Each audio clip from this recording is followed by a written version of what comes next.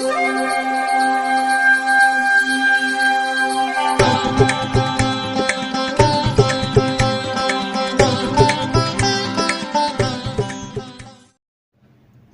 வசந்தகாலம் YouTube channel வாயிலாக இந்த இனிய காலை பொழுதில் உங்களுடன் தொடர்பு கொள்வது ஜோதிடர் சண்முகப்பிரியன், சென்னை அடையாறிலிருந்து. இன்றைய நாள் ஏப்ரல் மாதம் 2ஆம் தேதி செவ்வாய்க்கிழமை, சோபக்கிருது வருடம் பங்குனி மாதம்.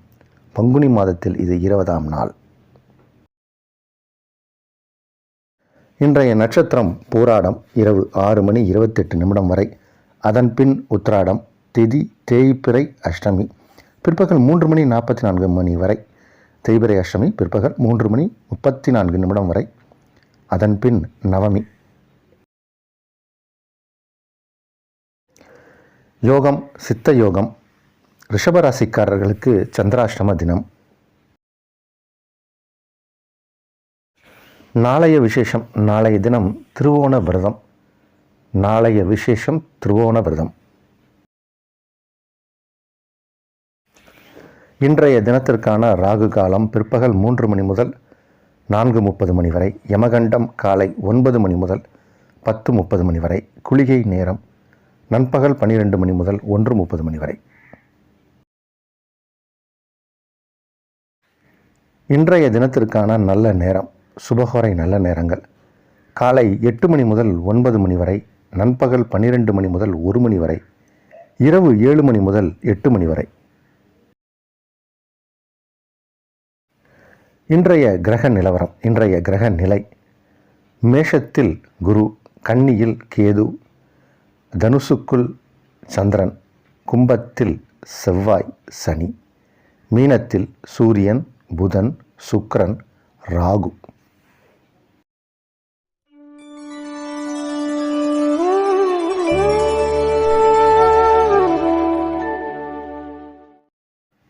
பொதுவாக நம்ம ஊரில் ஒரு பழக்கம் இருக்குது. செவ்வாய்க்கிழமையில் எந்த வேலையும் செய்ய மாட்டாங்க. செவ்வாய்க்கிழமை வேண்டாம், புதன்கிழமை பார்த்துக்கலாம் அப்படிம்பாங்க. பொன் கிடைத்தாலும் புதன் கிடைக்காது அப்படிம்பாங்க. ஆனால் நார்த் இந்தியாவில் வடக்கு பக்கமெல்லாம் பார்த்திங்கன்னா செவ்வாய்க்கிழமையில் தான் எல்லாத்தையுமே எடுத்து செய்வாங்க.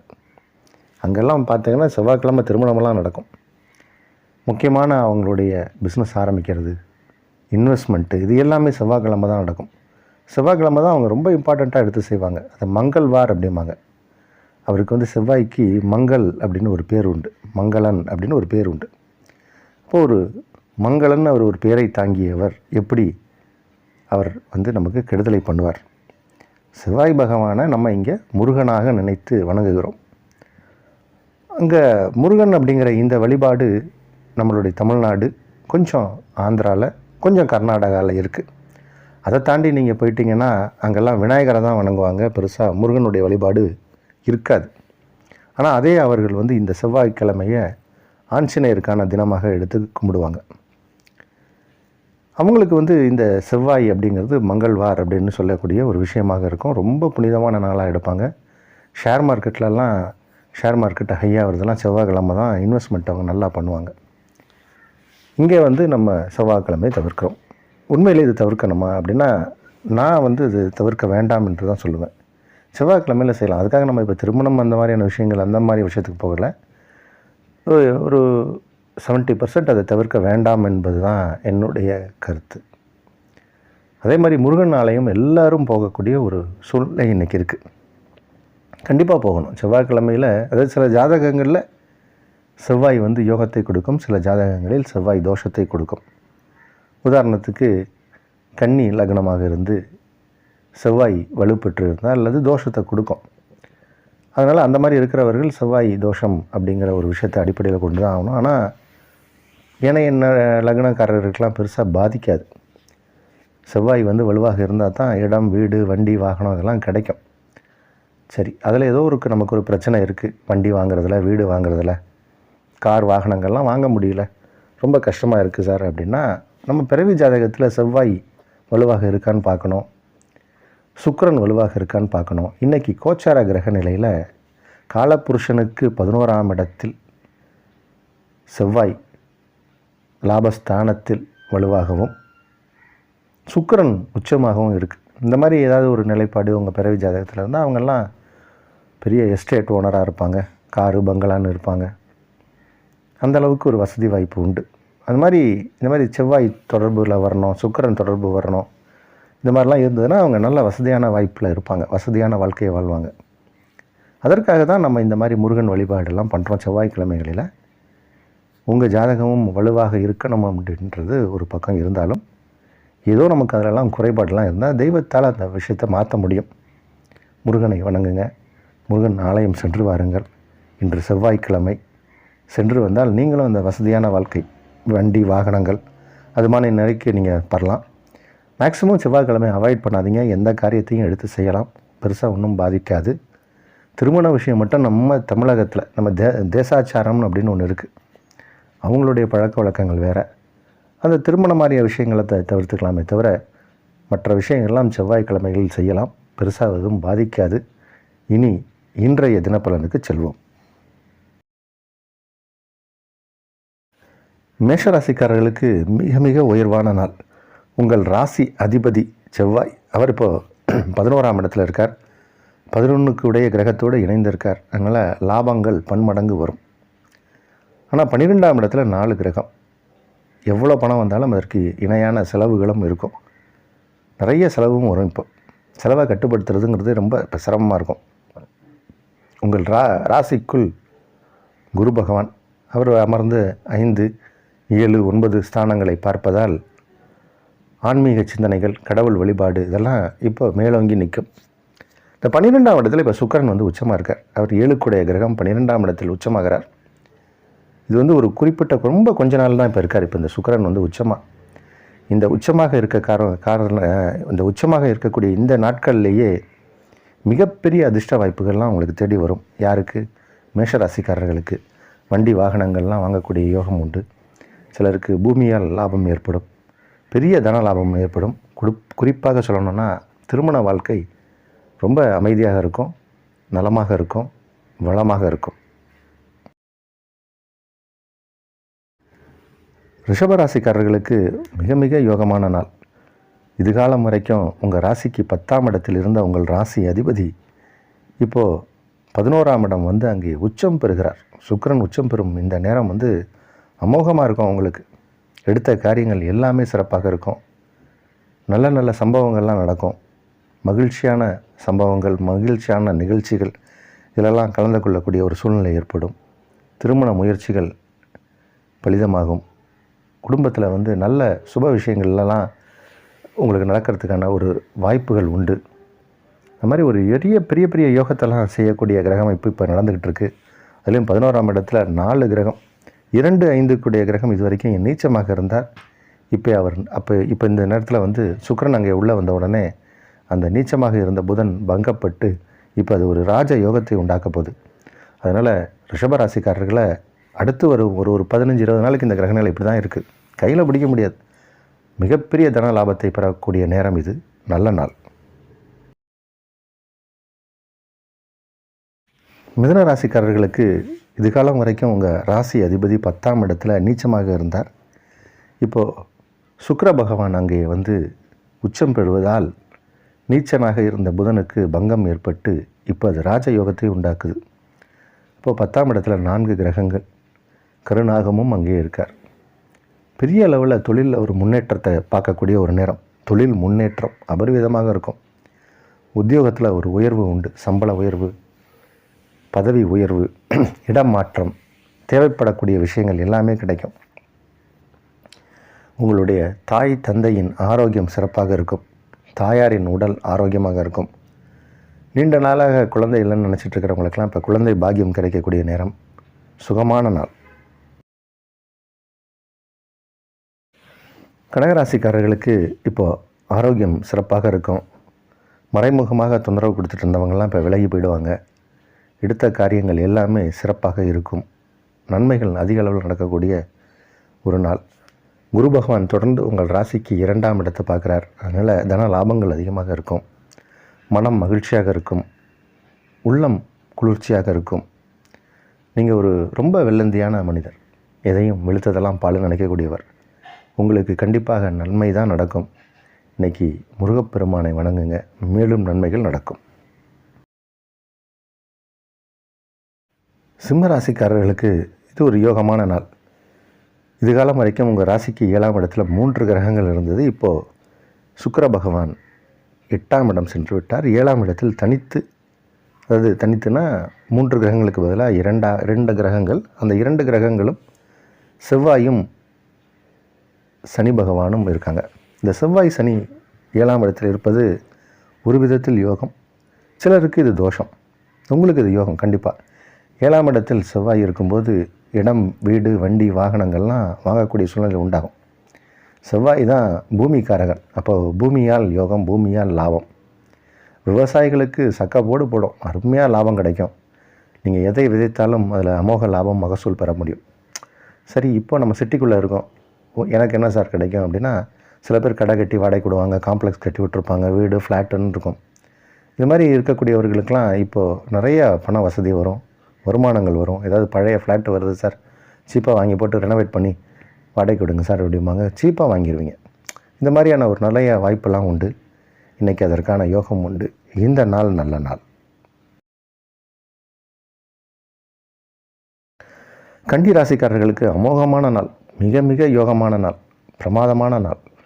உங்கள் ராசிக்கு 2க்குடைய கிரகம் உச்சம், தனஸ்தானத்திற்கு உரிய கிரகம் உச்சமாக இருக்கார் 7ஆம் இடத்துல. உங்கள் ராசி அதிபதி இது காலம் வரைக்கும் நீச்சமாக இருந்தார் 7ஆம் இடத்துல.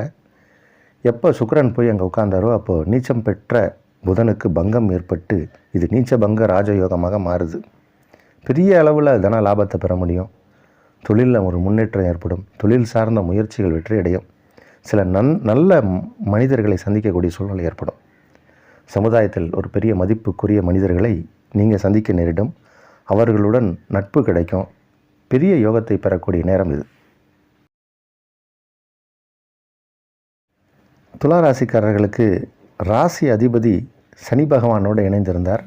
இப்போ அவர் மீன ராசிக்குள் சென்று அங்கே உச்சம் பெற்று விட்டார்.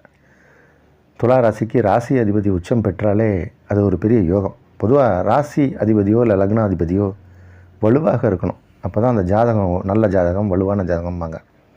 இப்போ உங்கள் ராசி அதிபதி வலுவாக அமர்ந்திருக்கார்.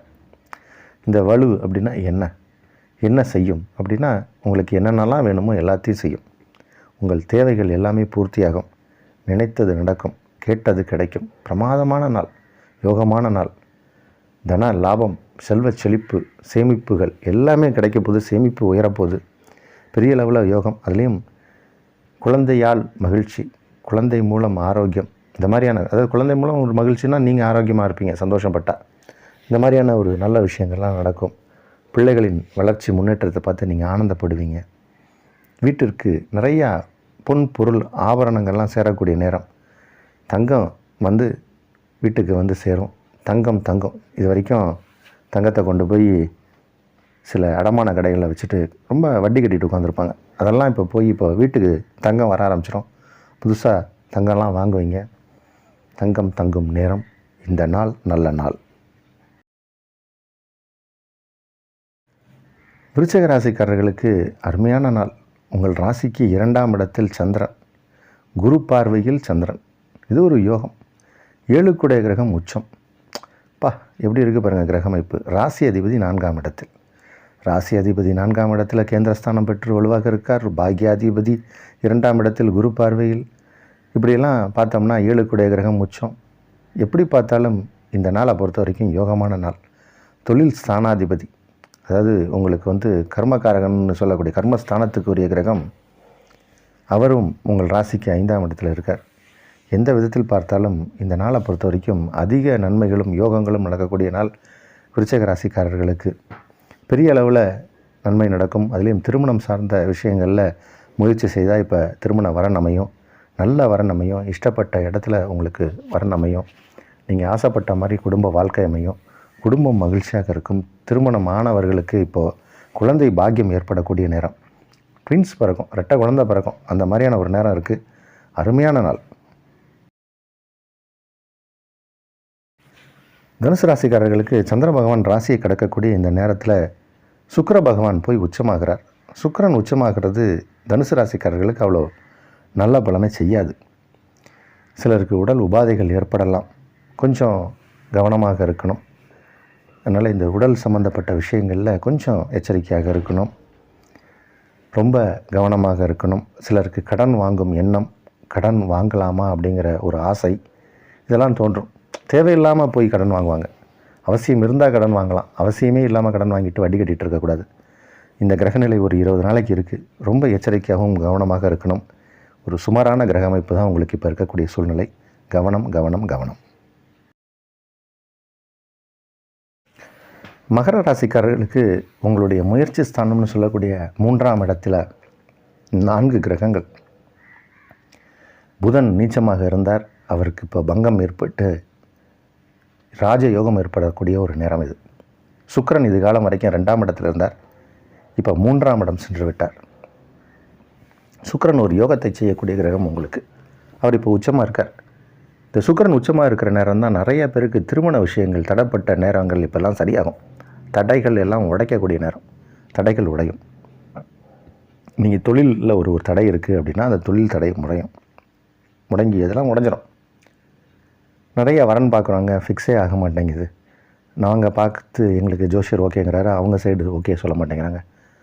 அவங்க ஓகேன்னு சொன்னால் எங்கள் ஜோஷியர் சரியில்லை அப்படிங்கிறாரு. இந்த மாதிரி நிறைய காரணத்தால் திருமணம் தடையாயிருக்கும். இந்த 20 நாள் முயற்சி செய்யுங்க, கண்டிப்பாக வெற்றி கிடைக்கும். திருமணத்திற்கான நேரம் இது. மகர ராசியில் பிறந்தவர்களுக்கு திருமண யோகம் உண்டு. சுக்கிரன் உச்சமாக இருக்கார். திருமணத்திற்கான கிரகமே சுக்கிர பகவான் தான். குருவும் அதற்கு துணை புரியணும். குரு பலமும் இருந்தால் இப்போ திருமணம் ஃபிக்ஸ் ஆயிரும். அதே மாதிரி 2ஆம் இடத்துல இப்போது ஆட்சி பெற்ற நிலையில் சனி பகவானும் இருக்கார். அதனால் கண்டிப்பாக இப்போ குடும்ப வாழ்க்கை அமைந்தே தீரணும். அதே மாதிரி மன வாழ்க்கையில் ஏதாவது கசப்பு இருக்குது, கணவன் மனைவி இடையே சிறு விரிசல் இருக்குன்னா அதெல்லாம் இப்போ சரியாயிடும். கணவன் மனைவி இடையே ஒரு அன்பும் அந்யோன்யமும் அதிகரிக்கக்கூடிய ஒரு நேரம். அதே மாதிரி பண செல்வ செழிப்பும் ஏற்பட போகுது. தன லாபங்கள் அதிகம் கிடைக்க போகுது. வருமானம் வந்துட்டாலே மகிழ்ச்சி தானே, அந்தளவுக்கு வருமானமும் வரப்போகுது. யோகமான நாள்.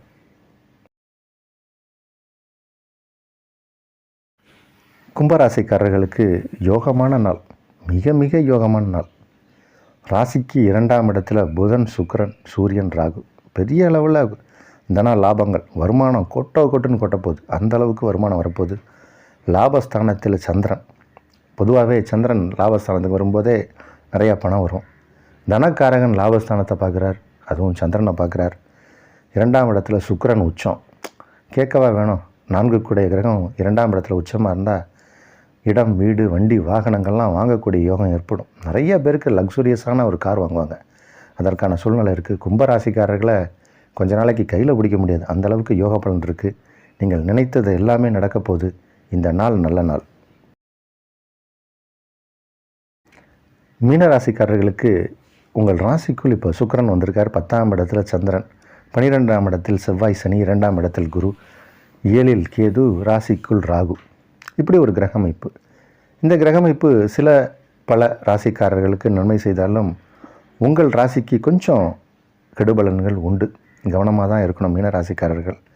உடல் நலத்தில் கவனமாக இருக்கணும். ஆரோக்கியத்தில் சில கேடுகள் ஏற்படலாம், பிணிகள் வரலாம். கொஞ்சம் தெய்வ பக்தி, தெய்வ நம்பிக்கையோடு நீங்கள் தெய்வத்தை வணங்குவதால் இந்த பிணியிலிருந்து தப்பிக்கலாம். இது கொஞ்ச நாளைக்கு தான் இந்த கிரகமைப்பு இருக்குது. அதனால் கவனமாக இருங்க. உங்களுடைய இஷ்ட தெய்வம், குலதெய்வம், வழிபாட்டு தெய்வத்தை வணங்குவதால் இந்த கஷ்டமான சூழ்நிலையிலிருந்து வெளியே வந்துடலாம். இருந்தபோதும் இது ஒரு யோகமான நாளே.